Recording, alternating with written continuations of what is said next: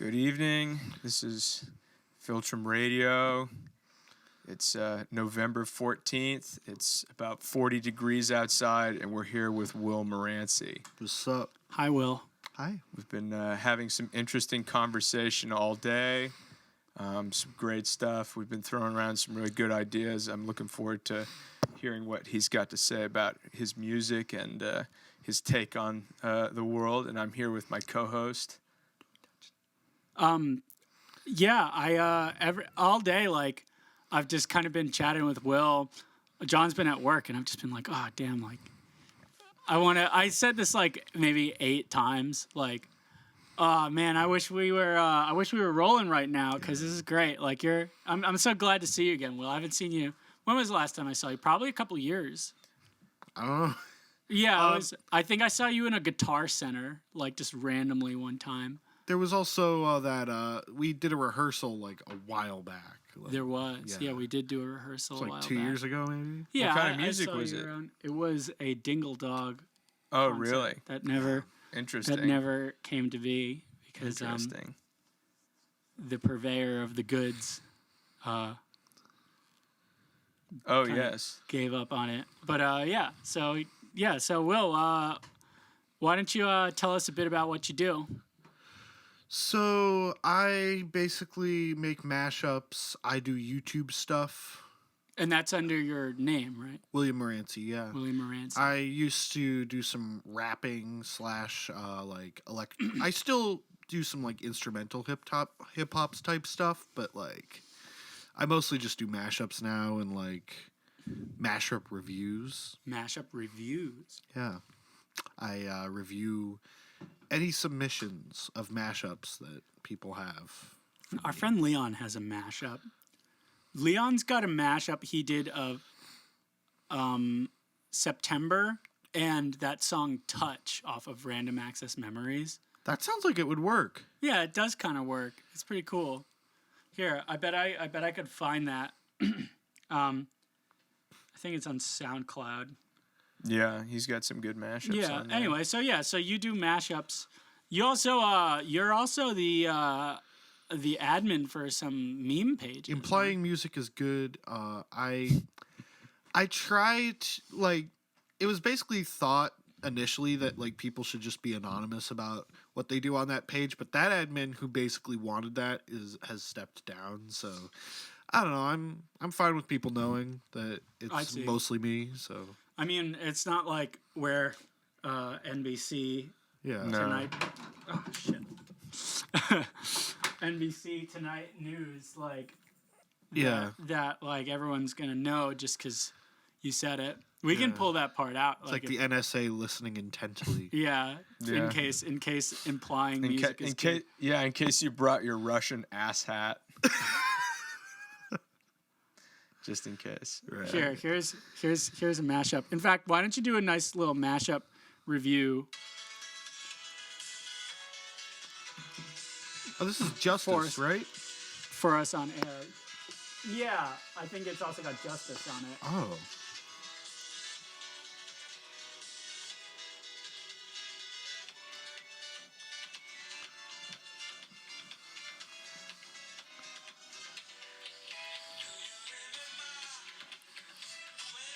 Damn. Yeah, this is Leon put this together.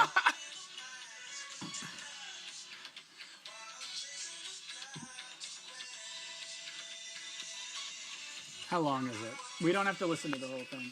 Yeah, it's 5 minutes. That's great. We'll do like a minute and a half, and then you could do a little mashup review. I see a little spike in the the sound wave increases towards the second half. Okay, so then we'll skip to that part then. That was pretty hot. That is pretty hot. I haven't. Very tasteful player, man. Yeah, this is DANC by Justice and September. Yeah, I don't know if Leon's playing like had anything to do with this, but here comes Touch. Here's where Touch comes in. Masterful musician.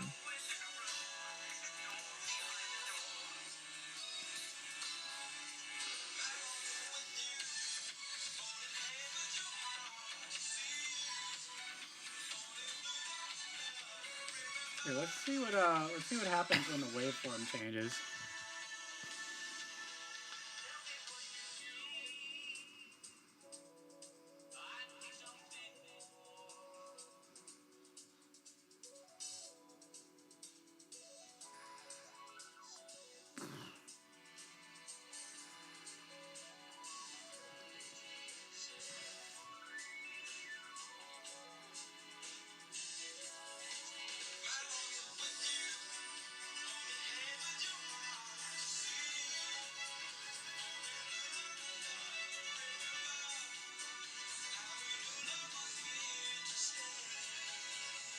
Well, anyway, I wish we could listen to the whole thing and you could give us like a full opinion. But why don't you do a little mashup review for us? Okay.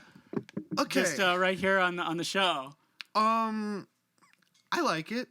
I think that it's the relative major, minor, all that stuff works out. Mm-hmm.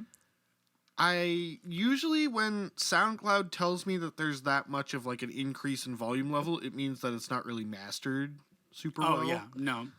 But and at the intro, it sounded like there was some like weird tempo stuff going on at the very beginning with the Justice song, but and I couldn't really tell what the quality of the vocal mix from like having these headphones on and like. Of course, it's just a phone.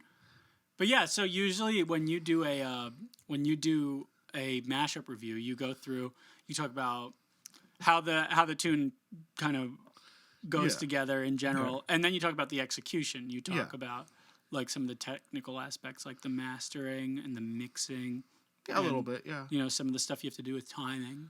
Yeah, I do think that on like that mashup could be like a 10 out of 10 if the mastering is tweaked a little bit, or mixing and yeah, I mean, it works. Yeah, but, I feel that. I think it works pretty well too. Yeah, I agree. I think that Justice tune has a nice progression that a Oh lot yeah, it's a lot killing. of shit works over those kind of Oh, line yeah. cliches like that. It's like, yeah, I'm surprised it hasn't become like DANCE. I'm surprised it hasn't become like a huge meme in the way that like Megalovania, Megalovania Uptown or Funk. Uptown yeah. Funk or Yeah, it is pretty catchy. That's a very like, that's a song that like I'd say like is very, very of this decade. It's not from this decade. It's not from this decade? DANCE by Justice is from last decade. Really? I think like 2007, 2008. Okay, so it's, like in it's the close. whole, it's like the whole like Daft Punk like French house type Yeah, of thing. it's not like from the 90s or something. Yeah, it just like I don't know what it is that gives me the impression that it's like a 2012 song. Well, I mean, Well, that Daft shit Punk was and still pretty Justice big. are like pretty ahead of the curve, so like. That's true. And 2012, you know what was 2012 was that That was the year that we were all supposed to die, man. that was Get the year Lucky we were all was the supposed year to- after. Yes, but that year had that tune that was like Papa Americano. Was that really was that 2012 or was that earlier? I don't remember. There was a It was year around where- that time. So that tune, Party Rock Anthem, and then Gangnam Style were like Oh, the yes. three kind of like I see goofy what you're party saying. hits. Like you see what they mean? Like it was Yeah. kind of like the holy trinity of was kind a of silly trinity. party tunes They were that silly. came out like one year after another. And I can't tell whether the Italian Americano one was 2011 or 2012. Yeah, it's like Party Rock Anthem, I think, might have been it was 2012. by like that We Know Speak Americano song is like Yolanda Be Cool or something. Yeah, Yolanda One of Be those like Cool. one-hit wonder electro swing acts. Yeah, that's Kinda exactly like, what it is. Duck Sauce or something like that. Yeah. Yeah, I remember jamming the fuck out to that tune. Like, I remember jamming out to the song, Barbara Streisand by Oh. Duck Sauce. I Barbra like that Streisand. song way more than I should. That song's pretty silly. That was is right pretty around the silly. time when the Barbara Streisand effect thing happened. Oh, the Yeah. Streisand effect. If Yeah. anyone doesn't know what we're talking about, Yeah. there were some pictures of Barbara Streisand's house that you can find on Google Images, right? And so she tried to take legal action against Google or against the person hosting the image Yeah. to try to take it down. And it was like, there may be 6 of them, 6 copies on the entire internet, right? But then once she tried to take legal action, it became a story. And so then pictures of her house were all over the internet. And so now it's called the Barbara Streisand effect. When if someone tries to take something down off the internet, it becomes spread even further. Yep. That's right. Yeah. I think that's a pretty good definition of it. That's kind of why, like, if you ever release music that you're not 100% proud of, I'm talking to myself a little bit here, don't post it if you don't think it's, like, your best work, because then you might try to take it down if you get a little clout. Like, you might try to take it down, and then people are just going to, like, torrent the crap out of it, you know? Yeah, and you And, might like, as well be... upload it to, like, I don't know, 4chan. Yeah, exactly. And, like, you know, worst case scenario, you're just kind of taking down your art. And best case scenario, like, what? You know, people pirate your music instead of paying you for it. I'm honestly, like, since I mostly make mashups, I'm fine with piracy. It's not really it's not my thing. It's not like, it doesn't really affect me in any way. Yeah, I mean, I suppose that, like, you know, that's kind of the thing, is that, like, the internet, this is one of the things that we were talking about earlier while John was out of here, is the internet kind of has this sort of anarchist soul. Yes. It does, to it. yeah. Where, you know, things like piracy turning into something like mashups becomes a thing, where it's like you're taking intellectual property that, like, according to the shareholders doesn't belong to you, but you're kind of making something else. Like, that's kind of thing, is the idea belongs to nobody once it's out in the world. And like with a medium like the internet, there's no one to, like, there's no gatekeeper. There's a very controlled chaos about the internet. And there's also, like, a level of, like, genius, but also stupid as hell that just is, like, combined in some of the best places on the internet and worst places. Like, you know how, like, Poll was, like, Poll can, like, like, you know how they found Shia LaBeouf's flag that he, like, had out in the middle of nowhere by using, like, plane coordinates and trigonometry? It's like, these are like, I remember that. It's kind of like when Reddit helped find the Boston bomber. it's like, these, Really? Yeah. it's like dumb. Sometimes the wisdom of crowds. And Wikipedia is a great example. Wikipedia is probably one of the best things to come out of, like, the free and open source internet. I love when there's just that little tab at the top that says edit. Edit. Yeah. You click on it and you can just, like, you can see all the drama that went into, like, deciding what the truth is. well, that's view history. Yeah. Edit, you can, like, basically, like, Photoshop a well, actually, you would need to start an SVG. You edited the Berkeley Wikipedia page, didn't you? Could you tell us that story? So they're like SV, like, I got you know what an SVG is? No. Well, it's like some kind of graphic image where, like, you can, like it's in the Wikipedia library of some sort, or a library of some sort. So you can just look up, like, let's say berkeley.svg or berkeleylogo.svg. And in place of the image on Wikipedia, you can type berkeleylogo.svg and you'll just get the Berkeley logo. I see. You can add images to the SVG, like, database. I see. And their library of SVGs. Well, I just for one of the Berkeley ones, I just basically changed it to Brown College of Business and uploaded or typed in Monopoly.svg, which is the board game, and it was just the Monopoly guy or something. And, yeah. That's a great one to put next to Berkeley. Yeah. You did some other one with Roger Brown too, I think. Did you really? There was something. So I don't remember. There was someone who Trap Pharaoh Roger Brown the 69th. Yeah, that was me. Yeah, I just typed that into the who's the president of Berkeley on the Berkeley Wikipedia page, and I was like, Trap Pharaoh Roger Brown the 69th, and I put 69 in Roman numerals, LXIX, I think. Yeah. I miss the Berkeley meme days, you know? That is pretty memey. I've Yeah. heard good Roger. I'm gonna make a toast to old Roger and have a Pour sip one out of my for water. Yeah, Roger Brown. to those who went before. You know, Old Roger. Crack open a cold one for the cold, dead soul that is Roger Brown. Oh dear.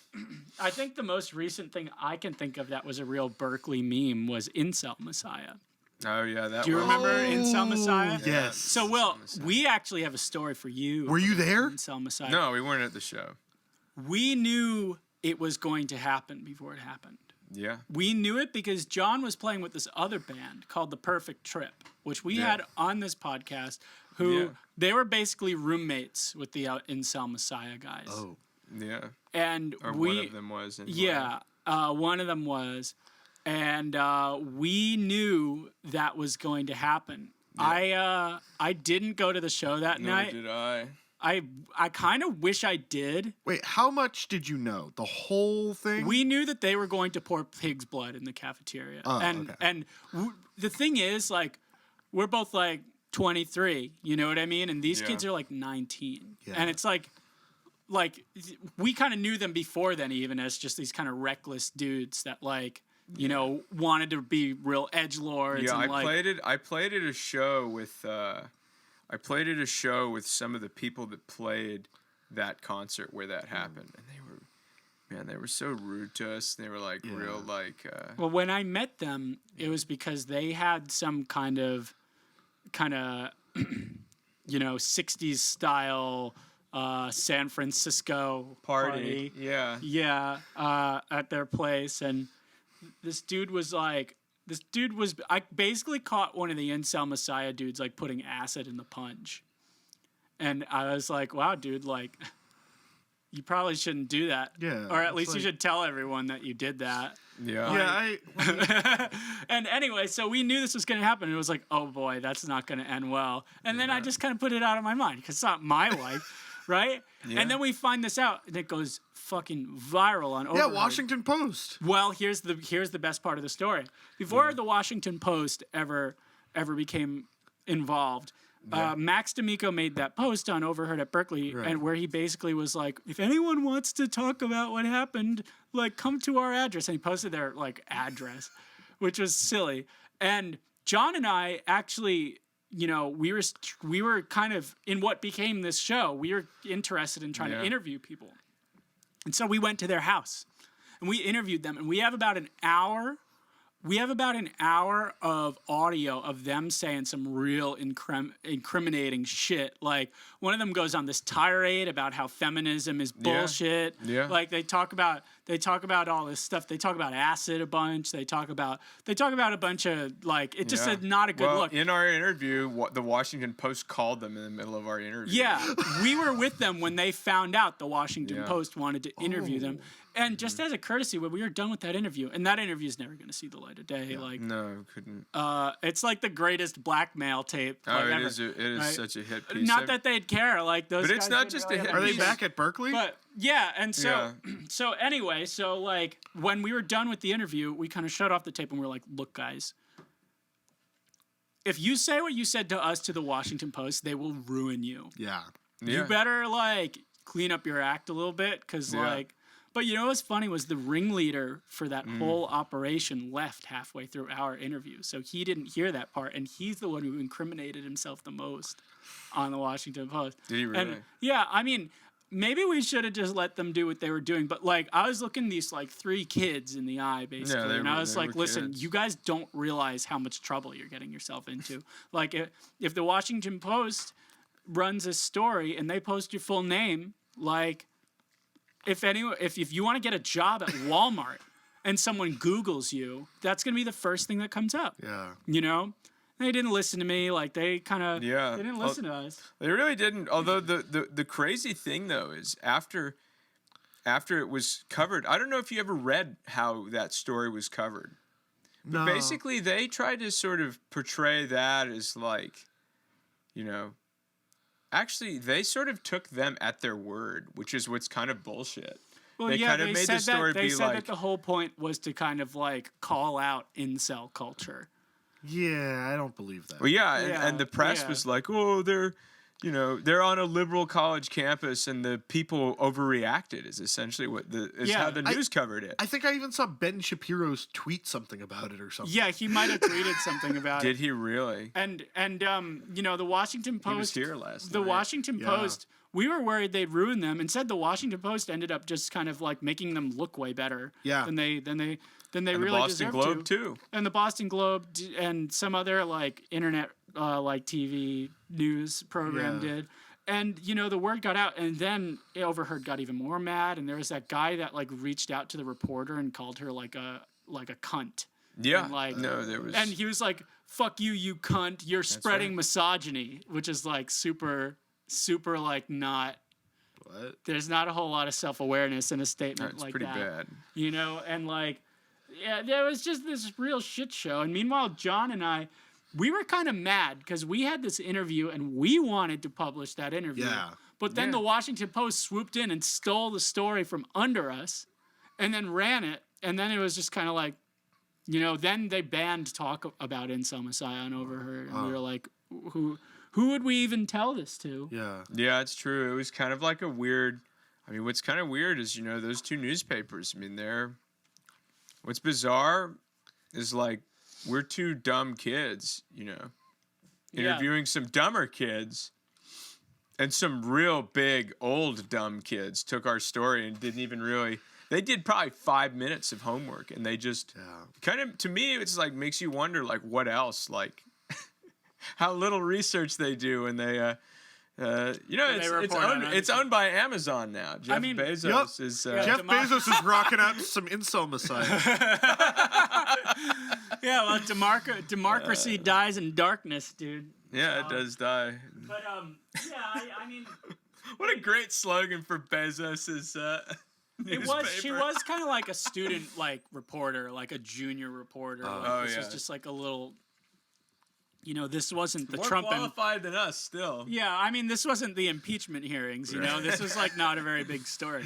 I mean, But you know, it was a meme. People in the professional music sphere, at least all along the East Coast, heard about that. Like, I have friends in New York that graduated Berkeley way before that even happened. That some dudes they knew, or some people that they knew in their circle that never went to Berkeley was like, "Oh, wow, your school is terrible." yeah. You know, Wow, that's really interesting. they're just, and I mean, I don't know, like.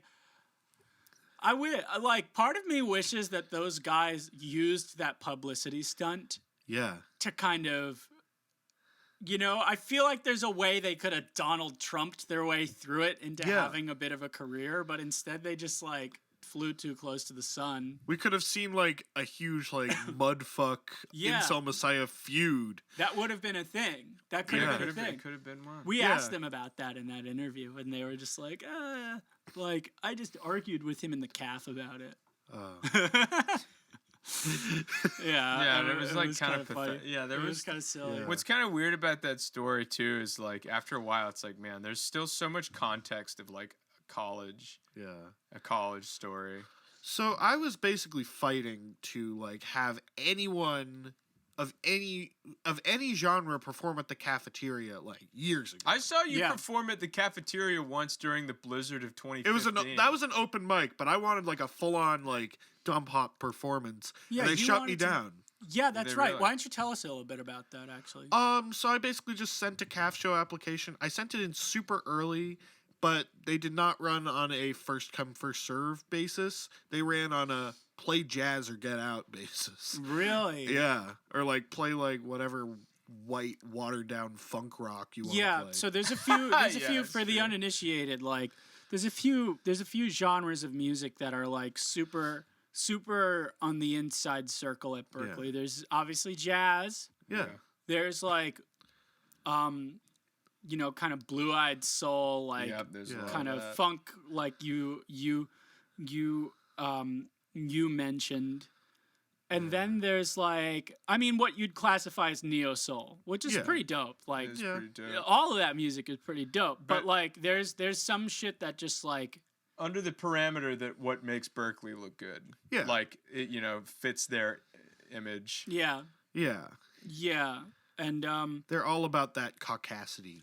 Well, you'd see it in Arranging One. They'd play examples, and they'd play this jazz example that was super hip, and then they'd play a rock example that was like dun dun dun dun dun. Dun dun dun dun dun dun dun dun dun dun dun dun dun. I mean, all those books were written in like the 80s. Yeah. It's kind of silly, but yeah. So anyway, tell us more about what that battle was like. So did you escalate it from there? Did you like talk to anybody? I mean, I basically just made a big stink about it on Facebook. I should have sent more emails, more angry emails, but like, I don't know. I just posted about it on Facebook. Few people were just like, you know what? Like, you are not playing music that is appropriate for Berkeley. And it's like weird hip hop, like experimental type stuff. Yeah, that's not with like dark lyrics. It's like, yeah, don't play that at Berkeley. But it's why like, though? Why not? What is inappropriate? Yeah, the about art that? school. You can't do that at the art school. Why not? If Berkeley's supposed to be kind of this sort of cutting edge kind of place, then why can't it be a platform for kind the of people who shit? commented probably just like probably just accepted that tritones are okay. I don't know.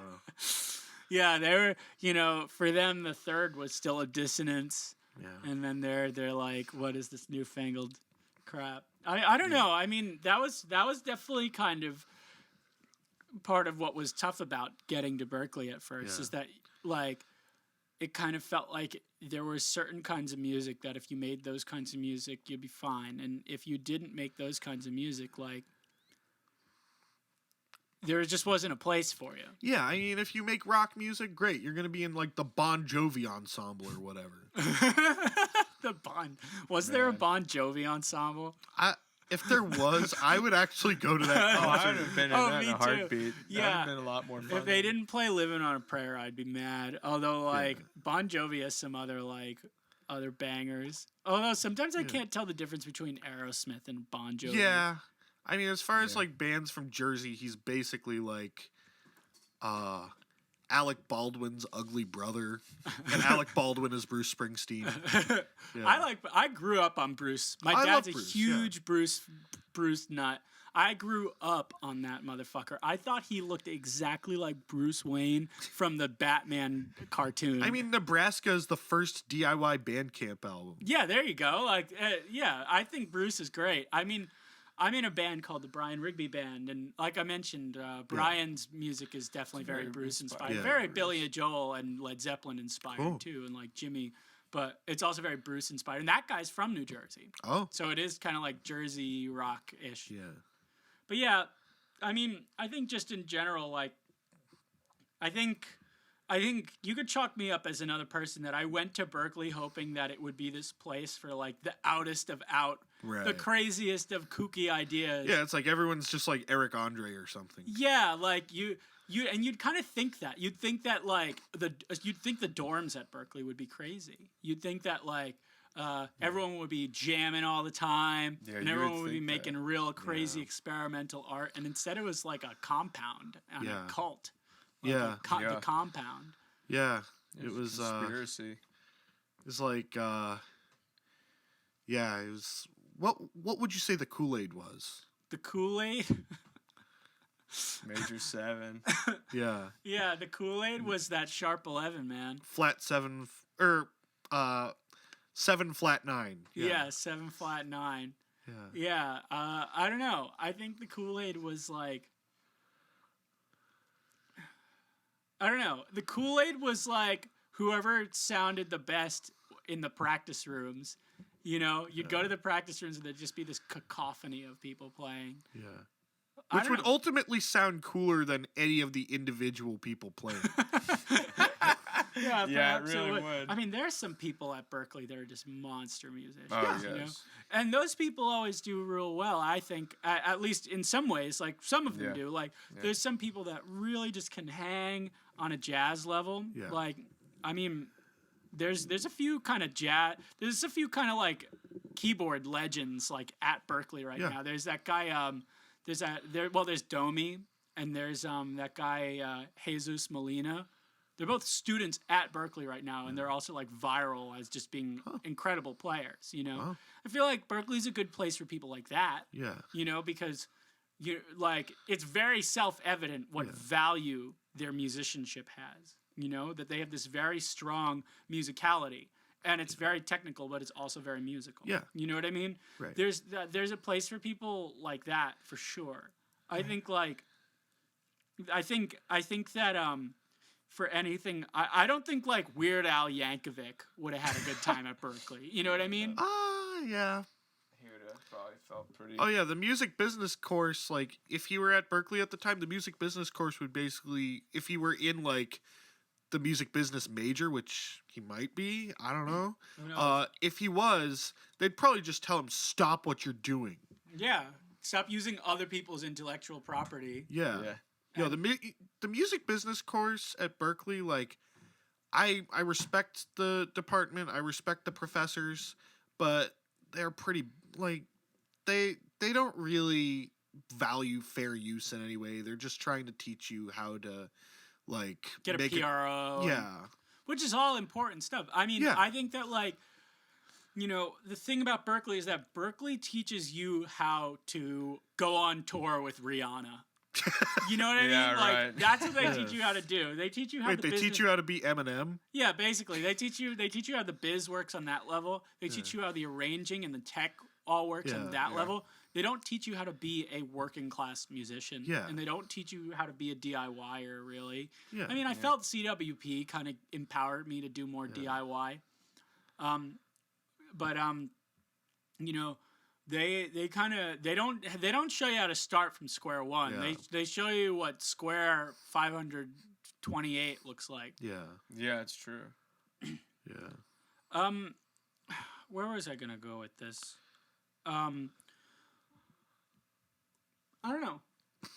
What do you think, John? What was your experience at Berkeley? No, it was pretty similar actually. I mean, it's kind of strange. Like they probably could have organized some of that in a process where, you know, they probably could have had classes where they encouraged you to try and like. I mean, there were some, but if they really wanted you to grow your business chops, they probably should have had a class where it's like You have to go out and book a gig. you Yeah. have to do it. And it's like I mean, as far as the calf show stuff, they should have accepted like pretty much Yeah. like anyone except for Incel Messiah.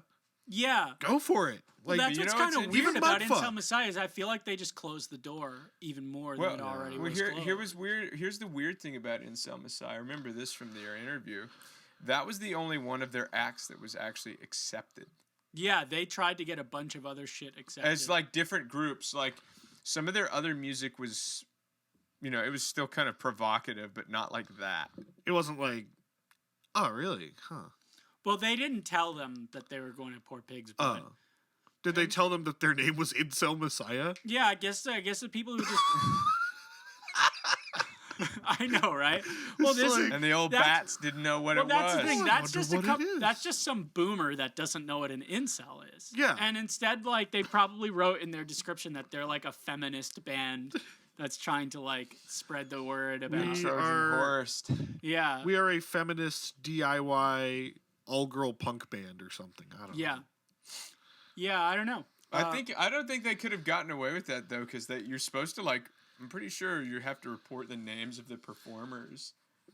Like, Yeah, but if they just say that it's about no, it's true. if they it's use true. the weasel words they used with us that were so obviously not true, and we called them on, it's like, but how is this feminist? Yeah. Like, explain to me. And it was just so like, well, you know, like the whole They point retracted of it a was lot of like, shit. like how do you get from like wanting to shame incels to like pouring pig's blood on a bikini clad girl? And You then know what I mean? Like, and then it starts to like be like then you start to realize, wait, so yeah, they just named their band Incel Messiah because they thought it was funny.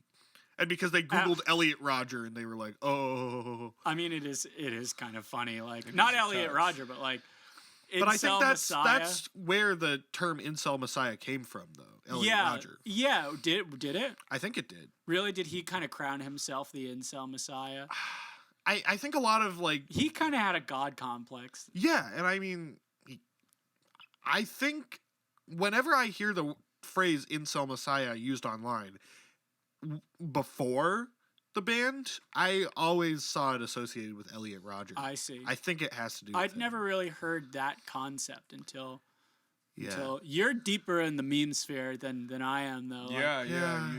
You know about these low light databases yeah. talking about some deep sea fish, man. And also some like YouTube like historians and archaeologists. Yes. There's kinda some like- archaeology to be done on YouTube, really. Oh, yeah. Yes. or just on 4chan, like, oh, it's like a giant Or like, Tumblr, Yeah, it's just like a giant archive like, of thought. Machu Picchu size ruin of crap. Yeah. Somebody should try and like put that all into print or something, like kind of like the encyclopedia. That's probably where the future They have of those are going. Encyclopedia Dramatica. Yes, they do have that. Yeah, That was from a while ago, but it's still up. I think. Is it? Oh, it might have been taken down. I don't remember. it might have been, I don't remember, but there's something like 2 days of footage is uploaded to YouTube every minute or something like that. Oh no. Really? Yeah. So like I don't know if you could put all of the internet into print. It would be Yeah, there'd be so much that's like multimedia print version. Do Well, live it's- streams count? Like when like, you know that the I think lo-fi hip hop to study / relax to. Well, I get that figure from a Vsauce video from before YouTube was doing live streams. Really? Or back when live streams were very limited to like, you know how only some like kind of very large sources could do live streams back in the day? Yeah. Like there'd be like the What the Buck show would Oh, do it was a live like podcast. the YouTube partner program. Yeah, if you were a partner, you could do a live stream back then. You know, I miss the good old days of YouTube. yeah, with, like, man. Fred, Smosh. And the only thing anyone had to worry about was Viacom. Yeah. Fucking Viacom, dude. Yeah. You want to make a Flagging. SpongeBob YouTube poop? Get out. I But that's still the case. It is true. I mean, I have a friend who their claim to fame on YouTube is that they are the one that uploaded the clip from SpongeBob about the Yeah. old folks with the hip soda commercials, and Young the guy's hip like, old person. "It's radical," and he's drinking it. Like one of my close friends from high school is the one that uploaded that clip to YouTube, and it's got like the unregistered Hypercam 2 like watermark on it.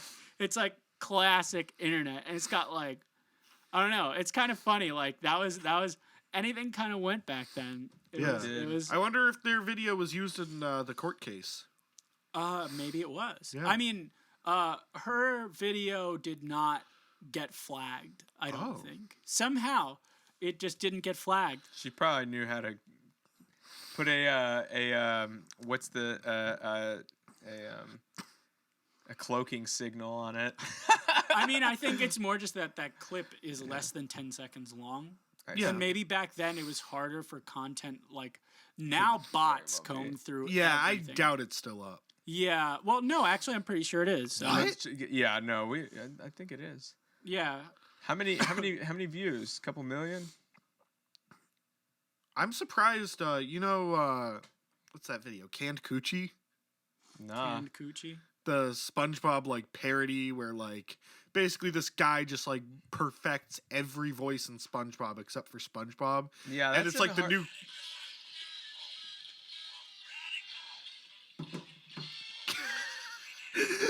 That's classic. Honestly, Who is that?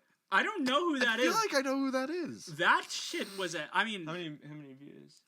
that shit was so ahead of its time. Yeah. It really was. That show's like absurdist. Well, you know what's on funny? A number of levels. Man, I got a bone to pick with people that think that SpongeBob sucks after the movie. I got a bone to pick I with don't those agree with people. that. You have I a don't- bone to pick with me? I might have a bone to pick with you, Will, because that episode was after the movie. Oh wait, it was? That was the sun bleached episode. I don't remember that one. That- I'm only like all about like the movie. So this is the episode where SpongeBob and Patrick They go to feel the peer tanning pressure booth. to get real long, like To get go tanned. Get cancer I on the skin.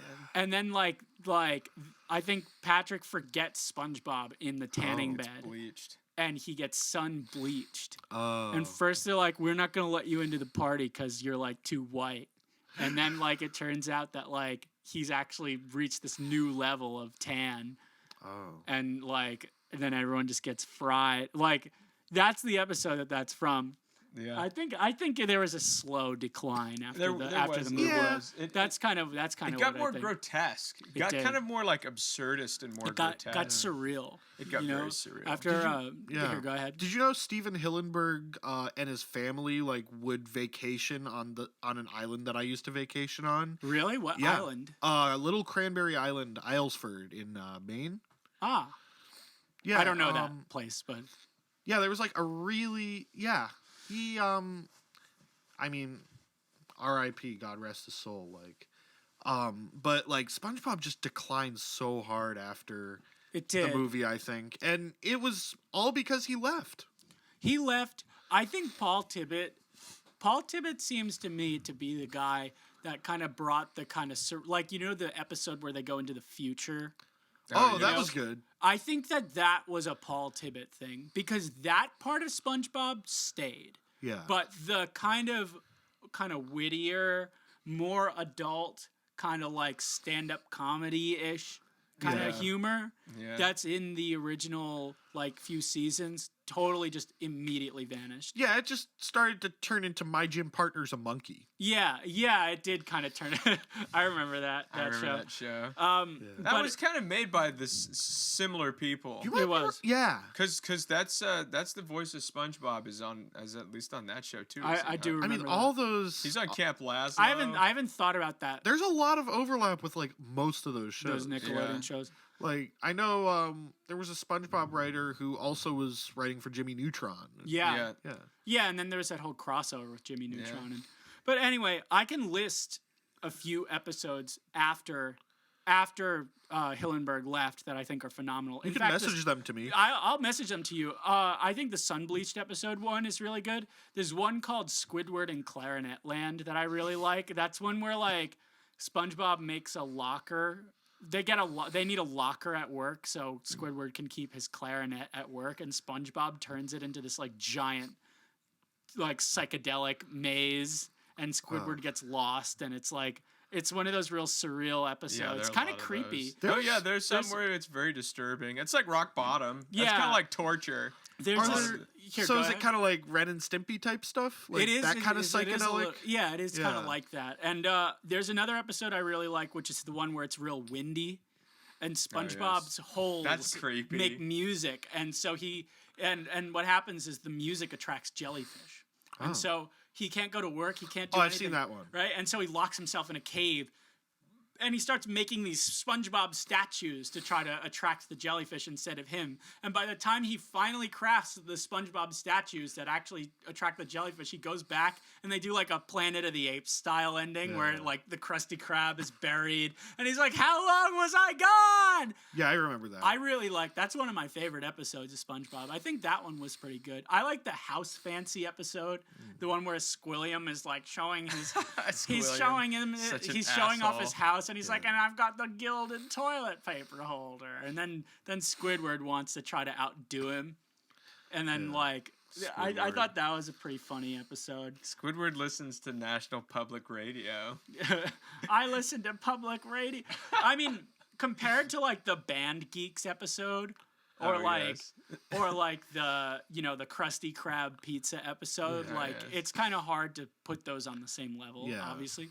But there were my personal opinion is that there were still some gems like after the yes. movie. I feel like, I'll definitely have to check those episodes out. You but, really like, ought to. I think they're pretty good. I don't really vibe with like Nickelodeon basically forcing the continuation of a series. Yeah, I agree with that. And also like SpongeBob actually seemed like, like a young adult in the older episodes. Yes. He just devolved into basically being like a Care Bear. Yeah, he is No, he kind of a did. Care Bear by the end, and even some of these episodes that I'm bringing up, he's kind of like that. Yeah. Like that part isn't really necessarily fixed. And that Right. is a little upsetting. Yeah, and even his character design like changed. Yeah, he goes from less being kind of like there are episodes where you kind of feel kind of sorry for him, or like there's like it's not just like he's not just like giddy all the time. Sometimes it's like, oh, he's kind of sad, or like Yeah. or it's like there's like the stories are kind of maybe I don't know. They don't go into these weird realms. There's something about it where it's like they're all adults in some way, and they're all dealing with just the responsibilities of adulthood. And I like the episodes where like Squidward is a clear foil to SpongeBob. Yeah, I feel like get that too. yeah. That kind of broke down. Squidward became more pathetic and sympathetic, I think, later on, and less of just like a sourpuss. Yeah, whereas like earlier on, I could sourpuss. vibe with Squidward a lot more. Yeah, I get that. I kind of think that like of all the characters, Squidward probably devolved the least, in my opinion. Yeah. You might be right, yeah. But I think Mr. Krabs got a lot sillier. Yeah, too. SpongeBob and Patrick just became dunces, and Mr. Yeah, they just Krabs- became Fanboy and Chum Chum. Yeah, they did become Fanboy and Chum Chum, which I did not like that show. That show at all. had like 7 Brain episodes. freeze. That was kind of like the Tack from the video game Tack. Oh, Tack and the Power of Juju. They made the I had TV those show. video It games. was on TV. There were probably like 30 episodes. It's the same people that made Jimmy Neutron. I think. Who's the guy that was Joe from Family Guy? What's that guy's Yeah, name? that dude's in the That in dude's the show. in Joe. Tack and the Power of Juju. Tack, tack, tack. He's also in Seinfeld. That guy's a character. That guy plays this mechanic. Yeah, that his dates, voice is that real dates great. Elaine. That's where he got his like real big break. Is he's this like dude that's in Seinfeld, and like he there's some episode where like that guy steals Jerry's like sex move and uses it on Elaine, and then Elaine goes back to Jerry and is like, because they used to, the whole premise of the show is that they used to date and now they don't. And she's like, he did the move, and he's like, that's my move. Like that's the whole Seinfeld episode. I think I remember that. Yeah. That's the same dude. Oh no, Nickelodeon. Yeah. It's been a while. Yeah. I don't really watch it anymore. Yeah, it's like Nickelodeon continuing SpongeBob was not a very good idea. Probably That's probably close the best to show the they've got there right now, though. yeah, but like it's probably pretty close to the bottom of the list of worst ideas, or compared to like, I mean, it's probably down there with like, you know, someone telling Kramer from Seinfeld he should do stand-up comedy. Yeah, I know, right? That guy, I'm pretty sure that guy was more of a theater guy before. Yeah, and then he was Oh more my of a God. physical comedian. I don't think he realized that like cell phones were a thing at that point when he did that bit. Yeah, no, I think he was like le boomer extraordinaire. He was. I wonder if there were like other comedians who were like doing similar routines like shortly before then, and then the cell phone came out and it's like, oh no. Maybe. I don't know if that whole controversy was part of the routine. I think he got heckled. And what a lot of comics do when they get heckled is they just come up with the meanest insult they could hurl at the heckler. Yeah. And I think what he did was the people heckling him were black. And he just, he used the N-word and it went viral on the internet. Yeah. And it just wasn't okay. Yeah.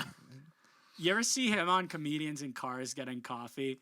Oh, God. wasn't there like a thing where he was like, I'm so sorry, do you hate me? Yeah, he they talk about that on there, and it's kind of like you can kind of see how he's kind of like he's partially like repentant and partially kind of in denial that he really did anything wrong. Yeah. It's kind of weird. That's interesting. That's a very How are you both of those things at once? yeah. I don't know. That's a very unhumility. There's no humility to that. Well, maybe it's just Position. he figured out what he had to say. Yeah. Maybe His maybe public that's how he position looks and his at it. private position. Maybe that's how it is to be of the boomer class. Silence. The one other really silence boomer. this was something we talked about before we did the podcast, but the one other really big thing I wanted to ask you, like on air, was how, because you are kind of involved, at least to some degree, in kind of the music meme culture. Right. And me, And John, memes happen to us. We find them, we see them, we find our favorites. Sometimes you interview them. Sometimes we interview them. Yeah, yeah, serious. And That's true. And you know, we've all taken a crack at making a meme before, right? Oh, yes. But you're involved in kind of like part of the ongoing process of doing that for music related content on the internet. So I forget what question I asked you when we were just chatting before, but so like basically, how did you get involved with doing that? Luck. Luck. Because so the guy who got me involved in implying Adam is from Massachusetts, and I was playing an inconvenience store show. My sort of band. We were a full band at that point. I see. And he was at the show because he went to college with the lead singer Jonah, and I just hung out with him, and we had actually known about each other a little bit. He posted one of my mashup albums to Implying, and I was a big fan of the page. So then, do you have a tissue? Yeah, here I can I get can- you. Oh, wait, I can got a go- tissue. Sorry. All right, cool. Why don't you I'll go wanna get grab some him more. some more? Yeah. Anyway, you can keep telling us this story too. So, sorry, not very photogenic. Yeah, no, it's okay. So I was he came to the show, and we bonded, and I asked him if he was the guy behind Implying Music is Good, and he said yes. And then like a few weeks later, he was like, "We need more members of the Implying community." Thank you. Yeah. And I was just like, I don't really have any like meme experience, but like, I mean, I'm down to like help out. It seemed like a natural sort of progression from what you were doing, because you had kind of like, I mean, the reason why of all the people that went to Berkeley while we went to Berkeley together, the reason why I know you and I know your name is because you had actually a pretty strong presence on kind of Berkeley book, like Yes. Berkeley internet, you know? And half the time some of the shit I would post wouldn't even make a lick of sense, but I just did it anyway. But I think yeah. most people appreciated it either way. So then I was an editor for the page. I posted a few memes, and I just basically from then on I learned how to like delete the memes that like kind of are dead on arrival, and if they do like well enough, you just leave them up. But basically, So is it original content? Is it it's a combination of original content, news articles, sharing people's content, like while giving them other credit. meme content? and Yeah. trying to do. We're Credit. not like that. The whole like fuck Jerry thing. Yeah, like We're fuck not like Jared. that. We don't make Was- money off other people's memes. Who was the guy that like H3 like really laid into that kind of was doing? That was him. Was that? That was fuck Jerry. And No, but there was the other guy. There was the SoFlo Antonio. SoFlo Antonio is what I'm thinking of. Basically same thing. Yeah, it's the same I thought this was really funny or whatever, and just superimposed. Yeah, over someone else's content. I totally laughed or whatever. Yeah. Yeah. But yeah, so you guys either repost other people's content or you make original content. Yes. So tell me about original content.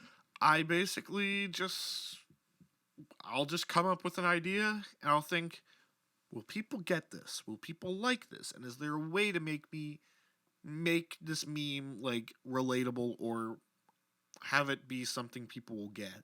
Half the time, I don't even know. I see. And if a meme tanks, like, let's say it gets like 50 likes in an hour, I'll probably, I'll just delete it and after an hour. And then after an hour is passed, I'll just post a better one, and hopefully. And but I also like will share other people's content that is proven to do some numbers. But I don't want to like share something that's like 5 years old unless it's like unless it's like something that people have kind of forgotten about. Do you pay any mind to what time of day you post? Because I know that's Somewhat. a consideration for people that are more serious about advertising on Yeah. Facebook. The time of day is a big deal. So, somewhat, yes. But the thing is with time zones is that, you know, like you could post something at 2 a.m. and people will actually see it. Like maybe people in like Australia or people in like Japan or maybe like 2 a.m. people might be getting up and having breakfast in the UK or Greece. Assuming you have reach in those places. I probably do. We have Yeah, it over seems like like you do. 150,000 likes on Facebook, so Yeah, so you. I don't you see why gotta be not. doing that. But there are So- definitely times of day that are better. Like 2 p.m. is a pretty good time to post I see. anything. Yeah, one of the hot spots that John found is like 2 p.m. on a Wednesday. It's just hot shit. for I vibe me. with that. Yeah. So I'd also assume that like relevancy is pretty important for making a new meme. Like, so if something just happened, you know, like Yeah. and you can come up with either some sort of meme that plays off of an existing format that's kind of hot at that moment, and Yeah. you tie it into like a current event. Yeah. I'm sure Like- that's a pretty classic way. After Greta Thunberg went to the UN, I basically I did something bad. I basically you? so there was like I basically for like the Wikipedia photo, I took the Greta Thunberg Wikipedia photo, and at the top it says Greta Thunberg. I replaced Greta Thunberg with Greta Van Fleet. I remember that. I Yeah. remember seeing that. I think Mark shared that. Yeah. Yeah, that was Marcus. funny. That was pretty good. I actually almost got a chance to see her when I was in California Really? recently. We couldn't Was it like make before? No, this was after she really blew up. She was gonna do a rally, like a climate strike in downtown LA, Yeah. and we didn't have time to go there that day. But I kind of wanted to go. I wanted to go to a demonstration and see her talk. I mean, as someone on the spectrum, you it's saw her like then? really encouraging to see someone like with high functioning autism just like making a change in the world, you know? It is really cool. I mean, it's almost kind of like one of the things that makes her so charismatic is the fact that she's on the spectrum. Yeah. And so she's not really, she's not really trying really too hard to think about like, how she's coming across. Yeah. Instead, it's all about her message.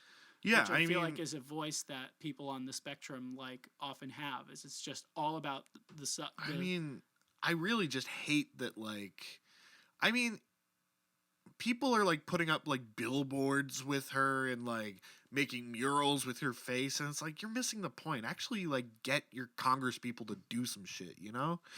Well, she's kind of like Bernie, like Of in a way course, where it's like yes. I'm not really here to make you smile. Like I'm not Right. really here to Yeah. like look good or be charming. I'm just here to tell you what's fucking wrong. Yeah, like, like you. Like I'm sure Che Guevara probably would have hated murals of himself or something. I don't know. Sure. Yeah. I What do you that- think? Do you think Che Guevara? I think he hated- did. I think he was against stuff like that. Yeah. I think actually him and Castro are apparently against stuff like that. I'm not surprised. A lot of those guys were kind of against that. I mean, it's kind of weird, like, that story, they kind of make it seem like, they run the country, but it's Right. kind of like they might be more like cultural representatives for the army that took over. Yeah. Yeah. The army's kind of like, we'll let you look like you'll be the chief kind of intellectual force for us, but it's kind of hard to know how much control they actually have. I mean, it's kind Yeah. of a whatever. But for like entertainers, I feel like it's Yeah. kind of different because Oh yes, I mean, entertainers, it's like basically you'd probably be flattered if someone put up a mural of you. Right. But Yes. And you kind of need a face to a name in Yeah. some Oh, respect. I yes. mean, Daft Punk, even if they don't actually put their actual faces, the helmets. the helmets are the face. Oh, yeah, the yes. helmets are the face. They're Yes. pretry iconic. Don't Iconic take them look. off because then it'll get a little bloody. Sadly, they're like actually. I don't know. I don't know if they're actually they're like. like meat fused. people. Yeah, Yeah, like, they're like. You know that show, Mr. Meaty? Oh God, yeah. Yeah, sure. something like that. That's It's like, that's those some are the like actual faces. that's like from 2008, man. That was like coming out around when like late Bush. I'm making some serious the late boomer Bush era, references. yeah. You're Sorry. making some boomer. Okay, Yeah. boomer. Okay. Okay, come boomer. I wonder if we just dated this podcast by saying okay, boomer, or if Yeah, that's, it's like I'm just gonna like pull out like I have a sidekick in my pocket. I'm just gonna take it out, or like maybe a flip cam or something. my sidekick. Okay, boomer. Do you think the okay boomer meme is gonna last, or do you think that like I think 'cause- people are gonna run it into the ground. yeah, you think they're gonna run it? I into the mean, ground? I think boomers. Yes, I mean, yeah, I'm being totally for the oppressed. meme, but people are gonna misuse the crap out of it. Yeah, And well, people already have. they already have. It's been a long time coming. Like this Yeah. generational divide has been happening for a while, and like the millennial before was the millennial. The listen to me. The cliche before, the meme before was millennials have ruined the diamond industry. It was all coming from the other perspective. I kind of feel like the okay boomer meme is like the clap back. Yeah. I mean, know? I'm all for it, but I definitely think it can be misused. And I also definitely think that, like, I mean, anyone can be a boomer. Like, Yes. Gen Xers, be a millennials boomer. even. Millennials can be a boomer for sure. I think of, who's that guy, Pete Buttigieg? He's Yeah. basically a boomer. Yeah, I know, right? Like Pete Buttigieg is the youngest guy up there, and he is. Is the, he really? He's the Yeah. most boomer. Well, Joe Biden. Never mind. Yeah, well, Joe Biden is like Joe Biden Well, is Joe kind of like Biden's- the Joe far Biden. end of it. Joe Biden looks like he just he just woke up Yes. and he doesn't know where he is. He's had some bad Botox, I think. Yeah, and someone just asked him a question. And he had just woken up, and he's like, "Well, the record players, and you ask the kids, and you gotta make sure that they hear words." I It's mean, like he's this- kind of right. Like, you need to put on some records for your kids. Like, Oh yeah, dude! like, Like put on play some like Radiohead or DJ Shadow or Yeah, dude, put on Nirvana. put on Beck. some Greta Van Fleet for your Yes. kids, man. Oh, but- Joe definitely rocks out to some GVF. But I Best mean, new Pete rock Buttigieg band is, out there. Pete, Yeah. Pete Boomerjudge is definitely a thing. Pete Boomer Judge. Yeah, Good grief. he's kind of like the boomers' token millennial. He's like their pet millennial. That just kind of like, His dad was like a super Marxist professor. really. Yeah. Like, he That's was so funny. Marxist, like, all hell. He was hella Marxist. He gave Hella no Marxist, hex. yeah. Damn. That's kind of funny. Yeah. Yeah, I didn't even know we'd bring up old Carl on Man, here. Pete, you gonna watch the next debate? You Yeah, could come I over mean, here. We're gonna have a that said- watching party. MSDNC might actually, I mean, you never I've know. I've heard that one. Have you heard seen that the one. Twitter account? Yeah, the Twitter account. Or CNM? Yeah, CNM is good. I also like what's the one for the 538 guy? What's that guy's name? John shit. 538. I like the delay. There was a fake Delaney Twitter account. Oh John my Delaney.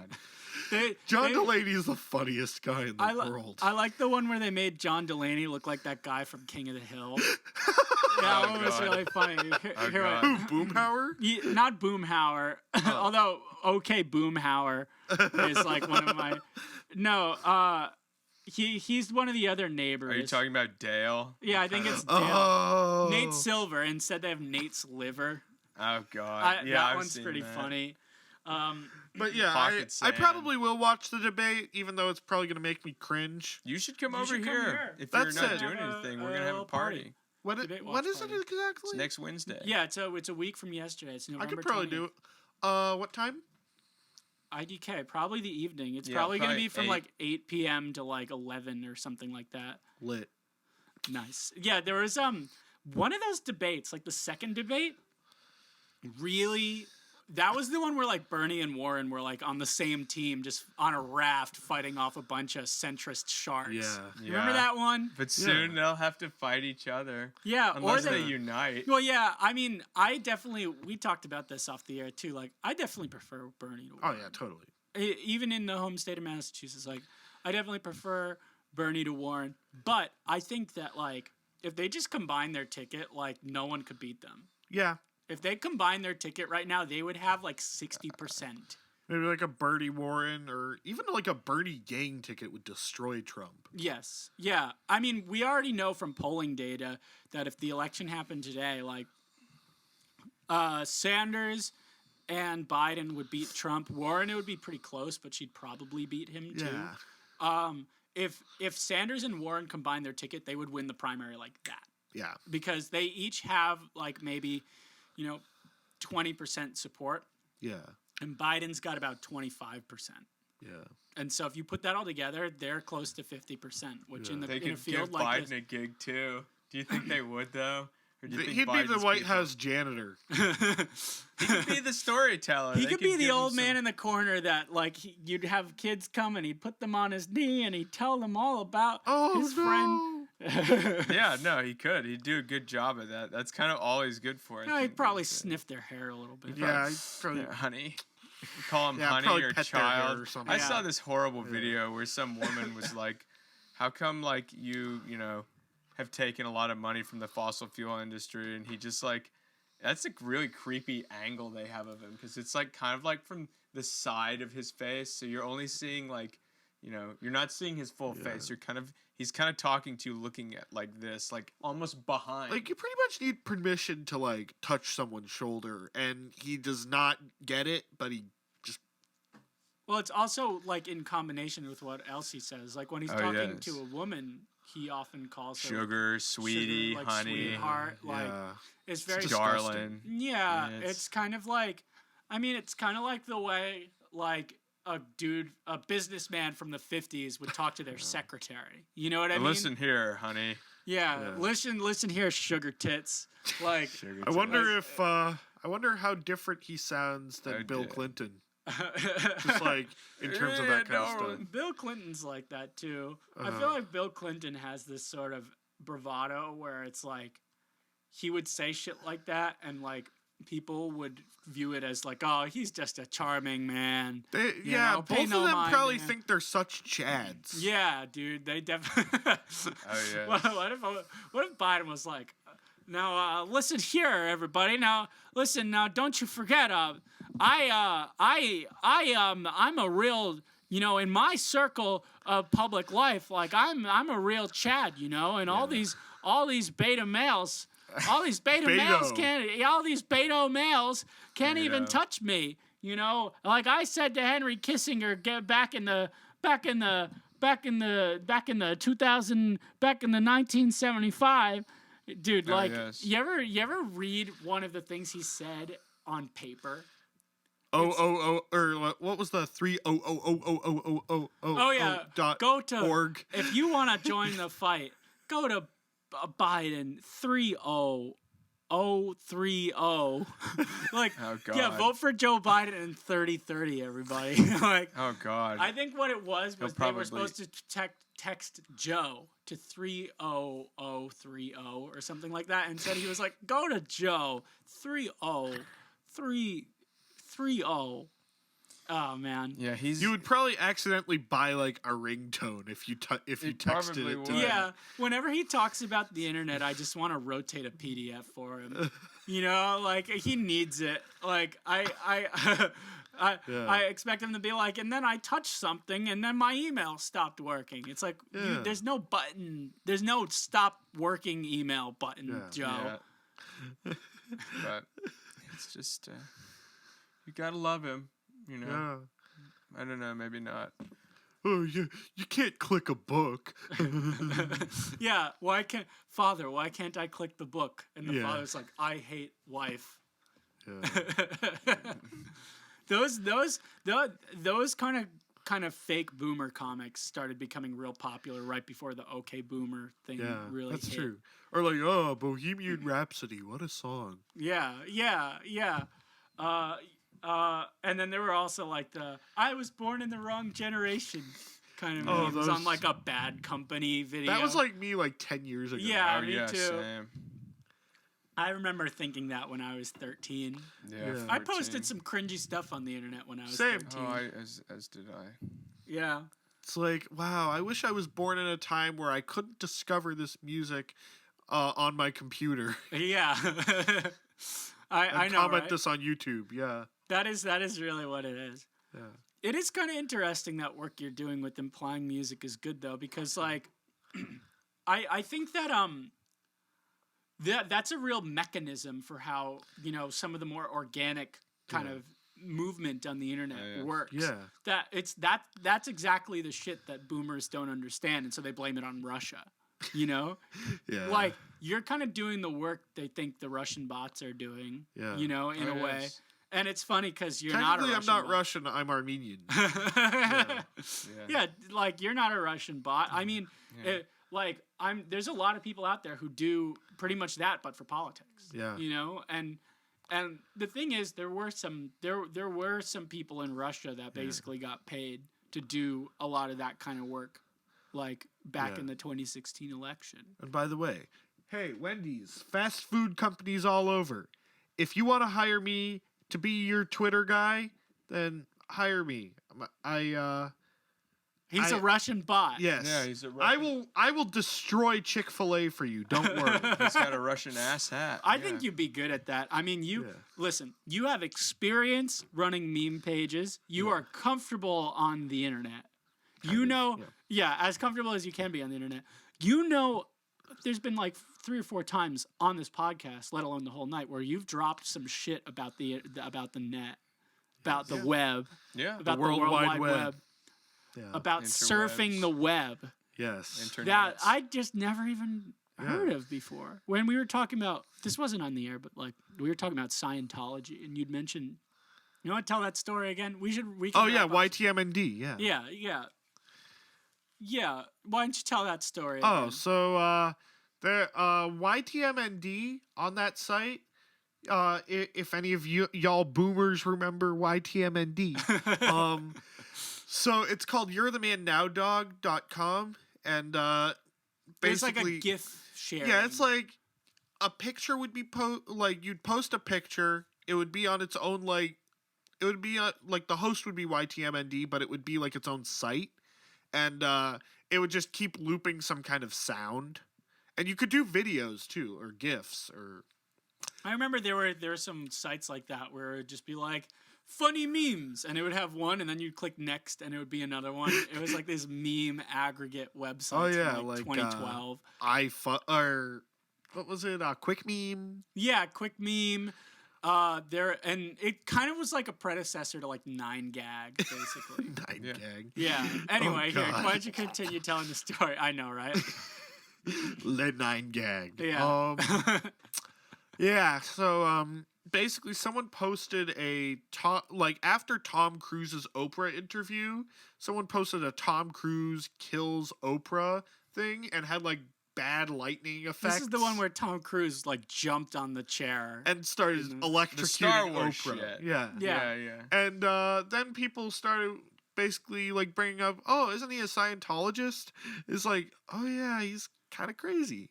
And then people started talking about Scientology and bad-mouthing Scientology. Plenty of cease and desist letters came from the Church of Scientology. Yeah, so Scientology started targeting the website. Yes, and then YTMND was just like, you know what? Instead of like acknowledging these cease and desist letters from these crazy people with tons of money, let's just keep flooding the website with and like hosting all of these Scientologist things.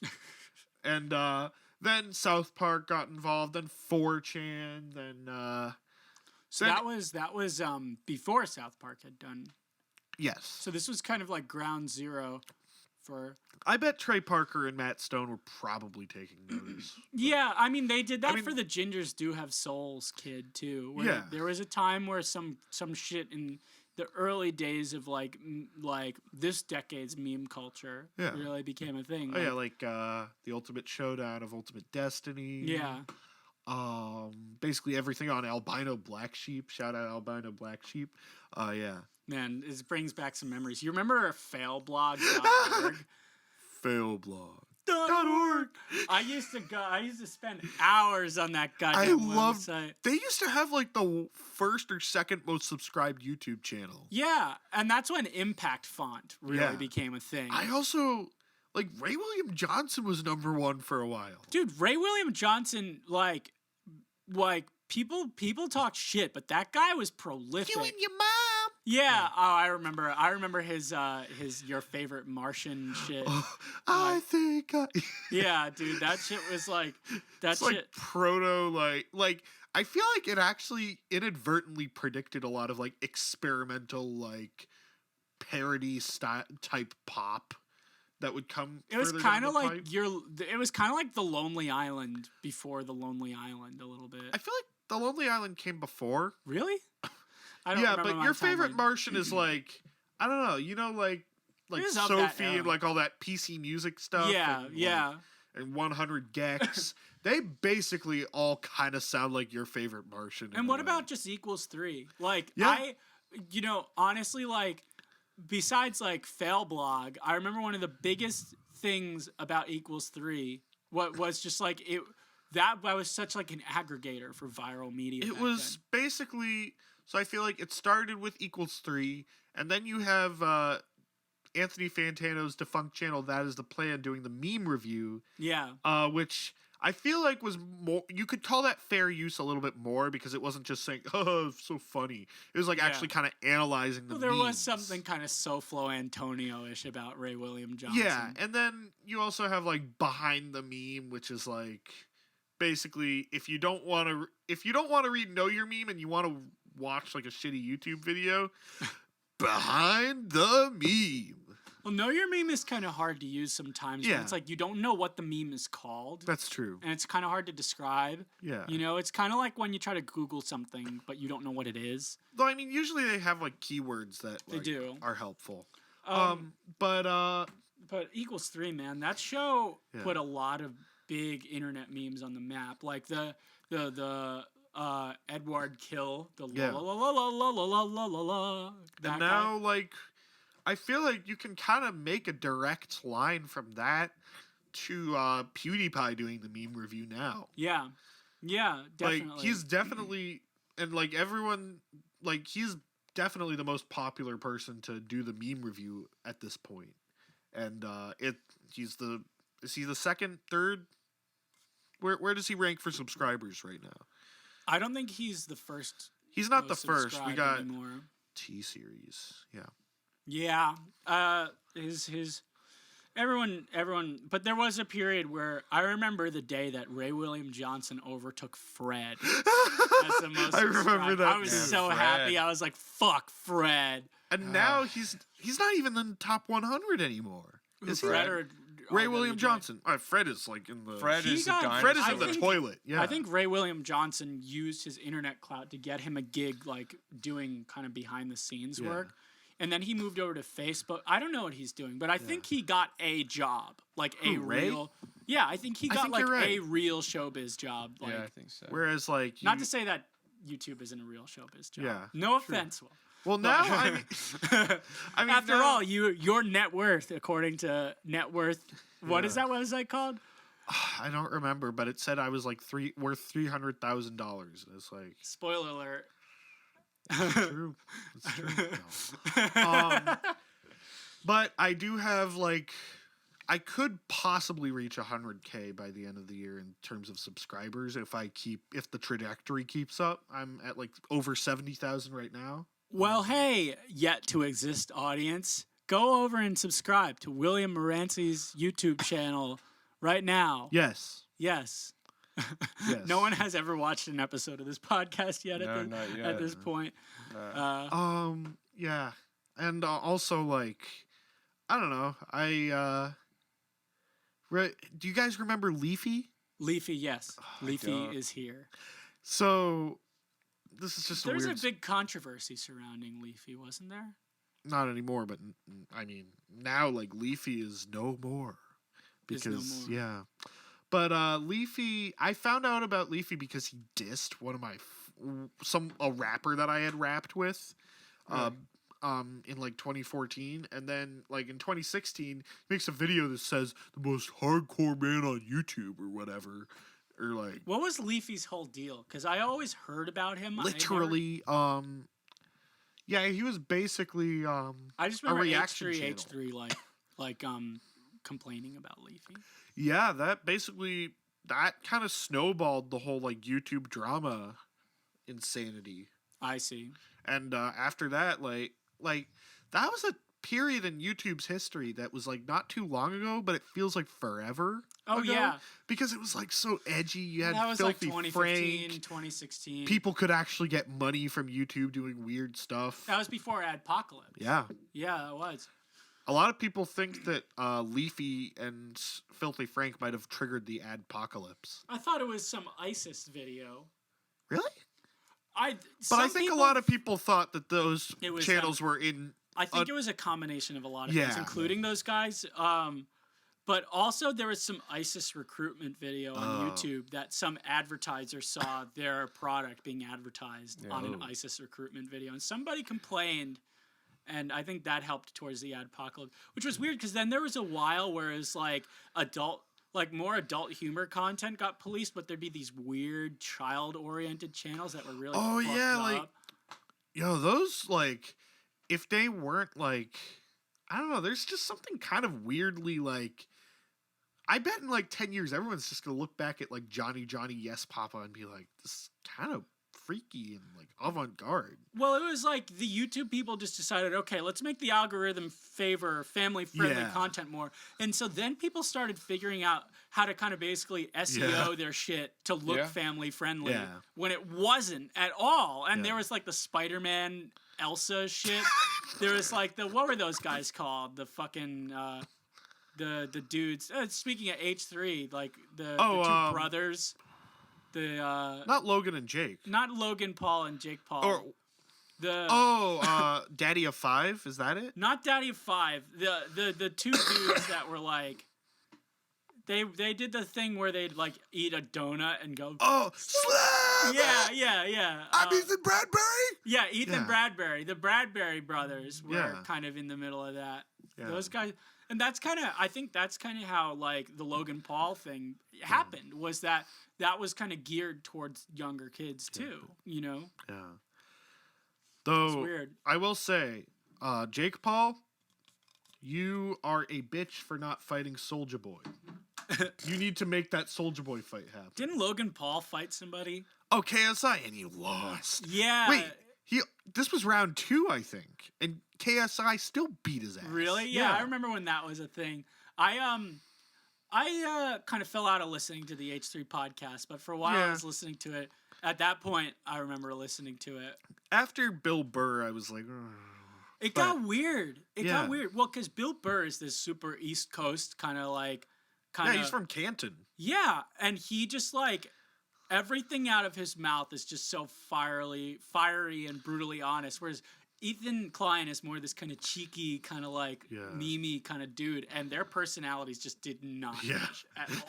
It was so bad. Yeah. It was bad. It was a shame. I think he went back on the H3 podcast. Oh, really? I haven't listened to it. That. But I mean, when I heard that, I was like, oh, well, you know, maybe it worked out a little better this time. Yeah. But that was awkward, man. Yeah. That was an awkward interview. Yeah. YouTube's an interesting place. Yeah, it really is. I do miss the old days. Yeah. I miss the unregistered hypercam footage. I miss the old Kanye.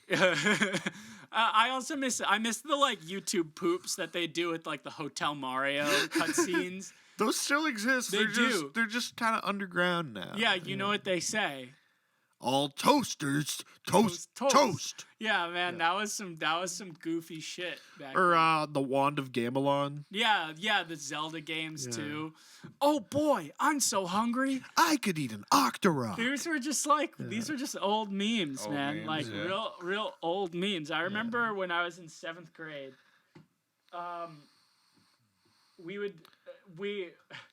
One of the favorites was this it was just called the Bagel Song. And it was like that clip of Luigi from the Super Mario cartoon where he's like, he's putting Yoshi to bed and he's like, the early bird gets the worm, or is it the bagel? And then they just changed the Bagel Song. It's just like the Chicken Run song, but to the tune of him just going, bagel, bagel, bagel, bagel, bagel, bagel, bagel, bagel, bagel, bagel, bagel. It's just like a real old like auto tune. I just loved that when I was 12. I need to find this. The Bagel Song. Let's see if it's still up. Wait, so it's like yakety sax meets bagel? Yeah. That's what it is. Does the Bagel auto tune song. sound like some like bad like Eiffel 65 type stuff? I think this isn't a re-upload.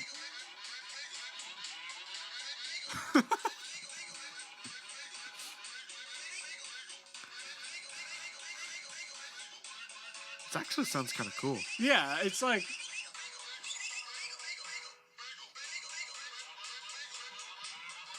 Yep, that's yeah. definitely a. I'd love to get pulled over listening to that Yeah. blasting. It's like Yeah. that is some serious abuse of MIDI. Yeah, it is a It's serious. pretty great abuse of it. though. There's a lot of shit back then of just like auto tuning something. Oh, like yeah. Sparta remixes? Yeah. This is Sparta! And they turned the internet. What was that YouTube channel that would like they'd turn a viral video into a song? Oh, yo-ho. Well, you remember the guy that was like, "You better hide your kids, hide your wife, Yeah. because they're climbing That in was your a window." yo. I don't know how to remember. say their name. I don't remember. But I know that, like, remember those, like, bad parody videos, like Bart Baker? Remember Bart Baker? Bart Baker. No, I don't remember that. He don't did, like, remember. all the worst parody songs in the world. Like, parodies of just popular songs that would just suck. Oh, all of these are just about. These are just like videos about him. Oh, about him, like, selling his soul to, like, some Chinese app. Here, wait, hang on. You ever see Butchie Kid videos? No. This guy basically made fake Bigfoot sighting videos, and they would just be very obviously a dude in a costume, and that was kind of the point. Like this, and he'd narrate the whole thing like he was in an infomercial with like Billy Mays. You guys see this? This is one of my favorite old. And it's got the iMovie. classic, iMovie shit. I just got done building these birdhouses. Hopefully I can get a couple of woodpeckers to move in and help me take care of this bug problem I've been having. What the? Holy shit! It's a mother effing moth, man! Are you kidding me? This fluttering weirdo broke my friggin' window! And now he's eating my sweater! Well, no wonder why I have holes in my clothes. Because this bastard's got a taste for pantyhose. Wow! Look at that pile of lint shit he left on my shingles. Wait, actually, that's not my sweater. I've never seen it before. Hey! Drop that cashmere and get the hell out of here! Oh my God! He's throwing mothballs at me! Yikes! He's using his nutsack to attack! I might want to move back. Jeepers creepers! Beware of these crotch-grabbing creatures! They'll try to nail you with their genitalia! Screw this! I better not make him mad! The last thing I need is to get killed by a flying gonad! And he like rhymes with himself. Some Unbelievable! Dr. Seuss stuff. Yeah, like I don't understand what a like. It's I like don't Dr. understand- Seuss, but like PG-13. and like found footage, like Bigfoot. Yeah, I know, right? Like, how do you even come up with that? Like you're gonna rhyme like you're in some infomercial the Yeah. whole time. Like I don't know. That's just. Have you heard the song Ram Ranch? 18 naked cowboys in the showers at Ram Ranch? Good grief. Yeah. I get like that. That guy has like 200 of those. I know. And some of them have like just gay porn in the background. Like it's kind of crazy. He calls like he calls himself an erotic artist or something like an erotic Just that, like royalty free like metal music. And my favorite thing about that video is that halfway through it loops on itself. Yeah. Oh yeah. It just Like, keeps looping. It's just the most low effort like shit post. Like of just this dude real excited about it. It's kind of the same. There's a bit of that same humor where it's like Yeah. it's like a commercial Yeah. for Ram Ranch. I don't know. It's just kind of like it's a. There's so many Ram Ranches, and some of them involve Prince Harry. Yeah. Some of them involve Prince Harry. I don't know. There's a lot of that kind of shit on the internet. It's Yeah. kind of like, how do they come up with this? I mean, I've looked at some of the stuff that you've done and kind of felt that way too. Where it's like, where the hell did Will get that? There's also I did one with Ram Ranch. Did you? Yeah, You did a Ram mashup? Against the Machine. I gotta pull that up. Is it alright if I pull that up? Yeah. Here, Ram against the Machine.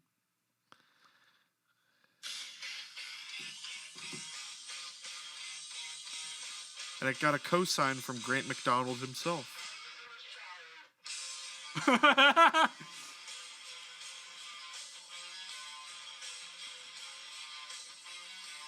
I'll turn it down so I don't have any content problems.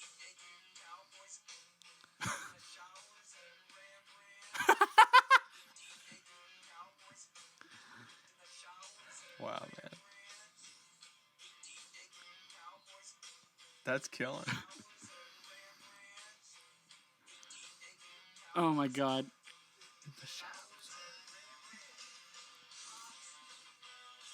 I don't want to get in trouble for the Rage Against the Machine part of that. Yeah, that's true. But that's funny. I'm gonna send that to Leon.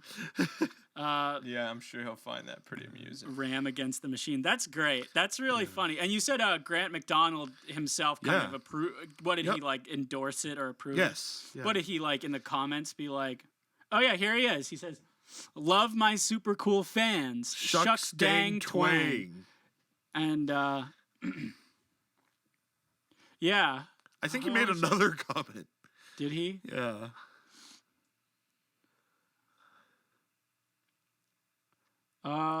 I don't see it here. Maybe if you do like newest ones first.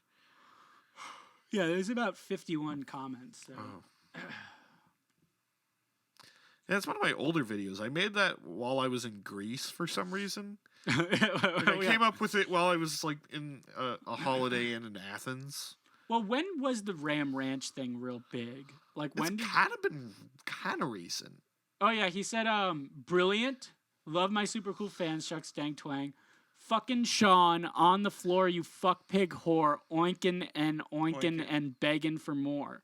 And he posted like an iTunes link Goodness. to, I guess, one of his tunes. Yeah, He's apparently from Prince Edward Island. really. Yeah. Is he British? Where is Prince Edward Island? Canada. I think we just lost footage. And then he says, "You rock, William. You do rock, William." Try. I mean, I will say, that's not the first time that like you've done something that's kind of been like that's gotten the attention of like someone else. Like Yeah, like Maynard James Keenan, John Legend. Smash Mouth, Yeah. man. I actually around that time period, I also made a cover of All Star. Yeah, it's pretty good. For a class project. Oh. And that was like during that hype too. Cool. It was really cool to see them kind of endorse you. And yeah, you've had a few instances where you've done stuff that like that's kind of cool, man. Yeah, like It's very cool. I can imagine that must be like quite a feeling when it's Yeah.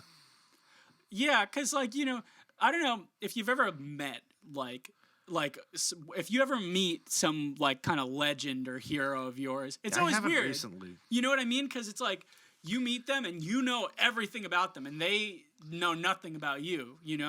But when you do something like that actually kind of they're like, oh yeah, hell yeah. You know, it's kind of it's more gratifying of a way to kind of reach out to some public figure. Right. Yeah, totally. It's pretty cool. Anyway, we should probably wrap this up. So, do you have any anything you want to promote? Anything you want to? Vision, an album by Dumb Pop, out January 1st, 2020. If this is up by then, I'm gonna try and make an entire video that accompanies the whole album. It's like 35 minutes. But, That's pretty. That's great dope. idea. Wait, so it's a dump hop record? well, I use the name Dump Hop for mashup albums too. Oh, really? Yeah. I thought you kind of had moved away from. I still use the name. I see. But there are some old Dump Hop recordings, probably somewhere on someone's computer, and I would be interested to see if anyone would ever like post them to SoundCloud, but you probably shouldn't. They're not that good. But yeah, Vision 1/1/2020. Very nice. Yeah, we'll have this done by Yeah, then. it'll be done by then. It'll Yeah. be on the airs. Yeah. We'll definitely for each of these we'll be sharing them with you and Yeah. have Yeah. our entourage share them. Yeah, for sure. Hopefully, hopefully once we start putting these out and we get the kind of content, the format of this more standardized, you Yeah. know, I think with enough regularity, like we could at least start to build a bit of an audience, at least amongst like maybe the Berkeley community. Yeah. Yeah, why not? Hopefully, because like, I don't know, like I think that there's got to be more avenues for people to just come and play and then Right. kind of Oh, talk yes. about what they're about. Yeah. Oh yeah. You know, because obviously the calf show shit, like we talked about on the Yeah. on the show, like it's not really cutting it, you know. Yeah. No, it And doesn't. I mean, our basement apartment isn't exactly It a doesn't substitute, really cut it either. but at least I know how to engineer live bands, and Yeah. we can sit and we can talk pretty unfettered. You know, and you should come back. You should come back. We Absolutely. can chat more. Yeah. You could do like a DJ set for us if you Yeah, that'd want. be Why not? great. Yeah. We'd love Like, to see that. sounds good. Because Especially like once your record's out too, Yeah. it could be like we definitely would float that for you. yeah, Absolutely. yeah, for sure, man. I bet like on our video, like all night, just these headphones get real hot. Oh yeah, I bet they do. Anyway, Cool. thanks, Will. Yeah. Thanks for It's coming been- out. it's I've had a problem. Thank you. wonderful. Yeah, it's been great. I've had a wonderful afternoon and evening with you, and yeah, this was good. This is a good podcast. yeah. Take care. Picking your brain. Yeah, thanks. All right, thank you very much.